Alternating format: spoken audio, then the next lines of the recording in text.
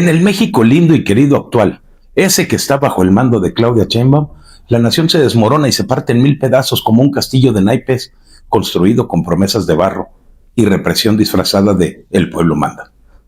Lo que prometía ser una continuación de la revolución de Andrés Manuel López Obrador se ha convertido precisamente en eso, en un caos de protestas masivas, en donde transportistas, agricultores y cañeros paralizan carreteras enteras y economías regionales, mientras que Palacio Nacional responde con amenazas, con carpetas de investigación y un cinismo criminal que insulta a los mexicanos. No es ninguna casualidad que en medio de todo este vendaval, el gobierno anuncie con muchas fanfarrias una supercomputadora llamada Coatlicue, un elefante blanco más que se va a sumar a la lista de fracasos estrepitosos, como el auto o línea, la vacuna patria o los ventiladores fantasmas de la pandemia. Todo esto huele a distracción, a un intento desesperado de maquillar la ineptitud con mitos aztecas y recuperar la narrativa del día, esa que ya perdieron completamente. El campo, que es el corazón de México, hoy sangra por las políticas suicidas y retrógradas de Morena. Productores de maíz, cañeros, agricultores, en general, todos ellos, más los transportistas, todos, hartos de recibir migajas por su sudor, continúan en un paro nacional que amenaza con extenderse indefinidamente. En Sinaloa y Chihuahua, 20,000 cañeros se están sumando a los bloqueos exigiendo precios justos que el gobierno niega por falta de recursos. Avergonzada el día de ayer, pero sin reaccionar, Claudia Sheinbaum lo confirmó: no hay dinero para el maíz porque el erario se destina a otros programas. Esos millones de pesos en dádivas que compran votos, pero no el futuro de la nación. Mientras, Altagracia Gómez, la millonaria de Minsa, paga una miseria a los campesinos y se embolsa fortunas completas con contratos opacos, enriqueciéndose a sí misma a costa de lo que siembran en el país. ¿Dónde está aquel primero los pobres? Obviamente en las arcas de los intocables de la 4T, esos que despachan miles de millones a Cuba y Venezuela, pero dejan al agro mexicano a merced de la quiebra. Los transportistas, ellos no se quedan atrás. En Texcoco, el Frente Nacional de Transportistas Unidos amenaza con bloquear accesos indefinidamente si la Fiscalía del Estado de México no libera a 2 operadores detenidos en un operativo caprichoso. Ya suman 40 bloqueos en carreteras clave del país, desde el norte hasta el centro y del centro hasta el sur, paralizando el flujo de mercancías que alimenta a millones de ciudadanos. La respuesta del gobierno no ha sido diálogo, sino intimidación. En Camargo, Chihuahua, Cecilia Salas, funcionaria de SADER, llega con órdenes de México para recordarles a todos que tienen carpetas de investigación abiertas y tomar fotografías para ficharlos como delincuentes. La corrieron a gritos como se merecía, pero el mensaje que dejó es bastante claro. Morena prefiere utilizar la Guardia Nacional para reprimir que poner mesas de negociación. Las madres buscadoras, esas mujeres valientes que clavan sus vidas en la búsqueda de desaparecidos, son tratadas como enemigas. En un video que está circulando en redes sociales, los guardias las apartan con perros de barandal mientras Sheinbaum predica empatía en sus mañaneras. ¿Pueblo? Solamente si baila al ritmo de la 4T. Y para rematar, decretan el día 30 de octubre como el Día de la Informalidad, celebrando los tianguis y vendedores ambulantes con pompa legislativa, mientras exigen impuestos a diestra y siniestra a los formales que están pagando el pato de este desorden. Hipócritas, cínicos, fomentan la economía informal, esa que no paga impuestos, para evadir responsabilidades, pero criminalizan a aquellos ciudadanos que cumplen con las leyes a cabalidad. En el intento de recuperar la narrativa, el circo de lo que hoy queda de gobierno en el gobierno, el sexenio de Claudia Sheinbaum, es interrumpido por el anuncio de Coatlicue, la supuesta supercomputadora más poderosa de América Latina, que va a tener o va a costar 6,000 millones de pesos y 2 años de gestación. Suena grandioso, pero esto es otro espejismo, porque apenas tiene 4 petaflops proyectados, que palidecen ante las bestias de 400 petaflops en Estados Unidos o Japón. ¿Y para qué? Dicen que para avances en investigación de salud, clima y otras cosas, pero recordemos el destino de sus hermanos fallidos. El autolínea, ese cacharro eléctrico que se evaporó en corrupción sin rodar un solo kilómetro. La vacuna patria, un fiasco de 1,300 millones de pesos que jamás salió de los laboratorios. Los ventiladores chafas comprados a sobreprecio durante la pandemia. O simplemente la agencia espacial, que quedó en un tuit. Todos ellos elefantes blancos que devoraron presupuestos, que devoraron dinero y escupieron humo.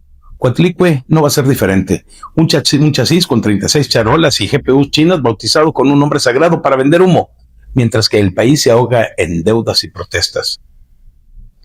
Sheinbaum, la científica que prometía racionalidad, ha heredado y amplificado el autoritarismo de su antecesor. Los bloqueos en plena llegada del Mundial de Fútbol, con cañeros y con transportistas unidos contra la miseria que genera su régimen, solamente exponen la ingobernabilidad que Rosa Isela Rodríguez no puede maquillar culpando a Felipe Calderón o a Ricardo Salinas Pliego. No hay transformación, hay desastre. México clama por un gobierno que escuche, que invierta en lo real y que deje de saquear el futuro con farsas tecnológicas. Es hora de que el pueblo, ese pueblo de verdad, mande, con votos, con calles, con memoria, porque esta cuarta transformación ya se rompió.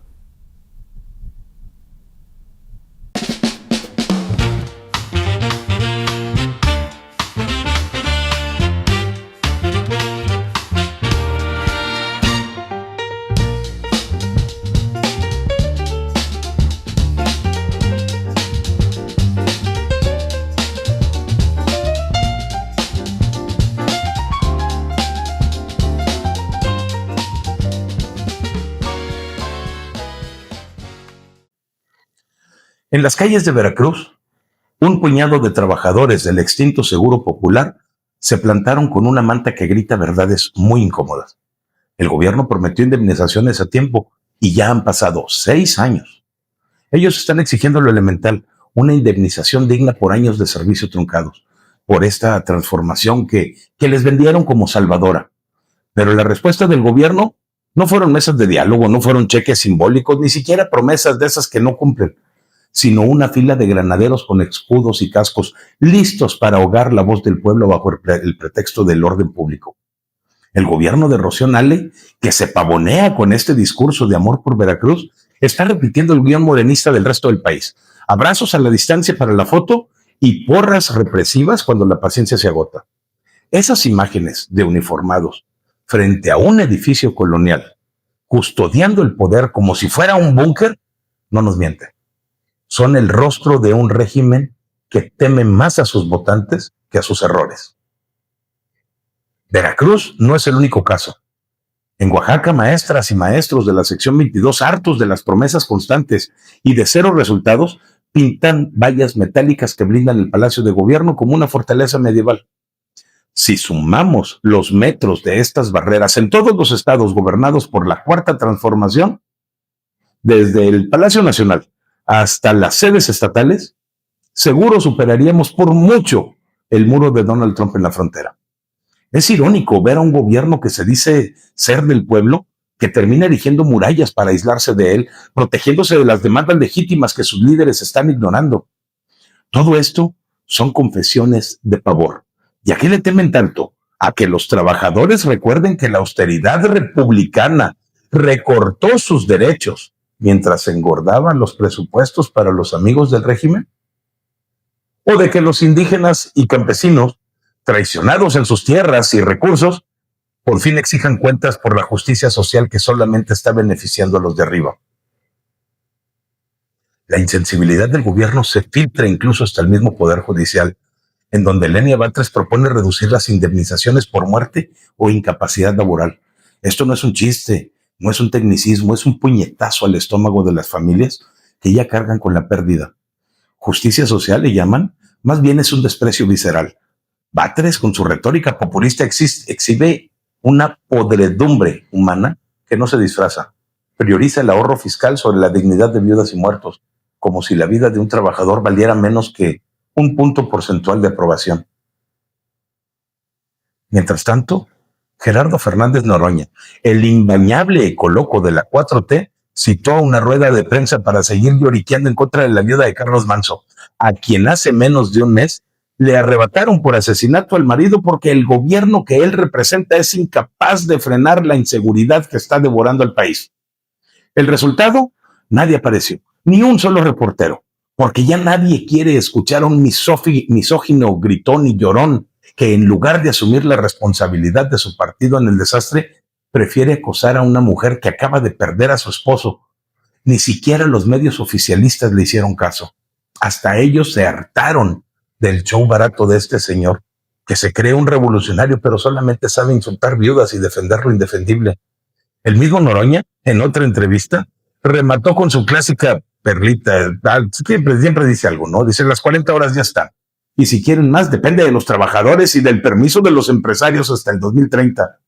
Es decir, que el supuesto gobierno del pueblo admite sin pudor que Claudia Sheinbaum está bailando al son de Slim y de compañía. Es irónico, porque ahora se desmarcan del desmadre que causaron con sus propuestas populistas que llegaron en detrimento de la población del país. Pero la ceguera de los dirigentes políticos del partido en el poder todavía va más allá de lo laboral. En el día a día, millones de familias están pagando un impuesto al narco, un impuesto invisible que infla el precio del pollo, del frijol, de cualquier otro alimento, cuando en zonas que fueran más seguras costarían la mitad.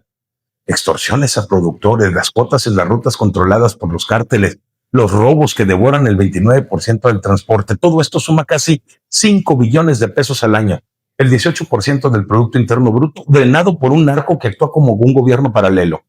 Y el gobierno oficial lo tolera, pacta con los criminales en secreto, mientras Claudia Sheinbaum declara con ingenuidad y cinismo que no había razón para cerrar las carreteras con las manifestaciones de los transportistas y agricultores. ¿En serio? ¿No entiende usted que los bloqueos son el último recurso de todas estas personas que están hartas de la violencia que su administración simplemente no puede contener? ¿O prefiere ignorarlo para no admitir que la paz de los abrazos y no balazos con los criminales ha fracasado estrepitosamente? Estos abusos revelan un gobierno que prometió erradicar la corrupción y la desigualdad, pero que únicamente está reprimiendo a los vulnerables y se arrodilla ante los poderosos. Los líderes como Claudia Sheinbaum, con su desconexión de la realidad, Báteres, con su empatía por el dinero, Gerardo Fernández Noroña, convertido en un bufón misógino de sus amigos, y Rocío Nale, la ingeniero que prefiere granaderos a dar soluciones, encarnan una insensibilidad patológica. Hablan de pueblo en las mañaneras, pero actúan como élites blindadas, ajenas al dolor que provocan. 6 años de esperas vanas han cristalizado en barricadas y mantas. El cambio simplemente no llegó, llegó una decepción armada. Es hora de que México despierte. No bastan excusas ni vallas, surge un cambio que ponga al pueblo en el centro y no a sus verdugos. Porque el gobierno actual dice que es el amor que se profesan. Pero si esto es así, preferimos el coraje de las calles. La historia va a juzgar a estos dirigentes no por sus palabras, sino por las lágrimas que provocaron y que después ignoraron. Y esas, al menos, son reales y no se blindan con metal ni con retórica.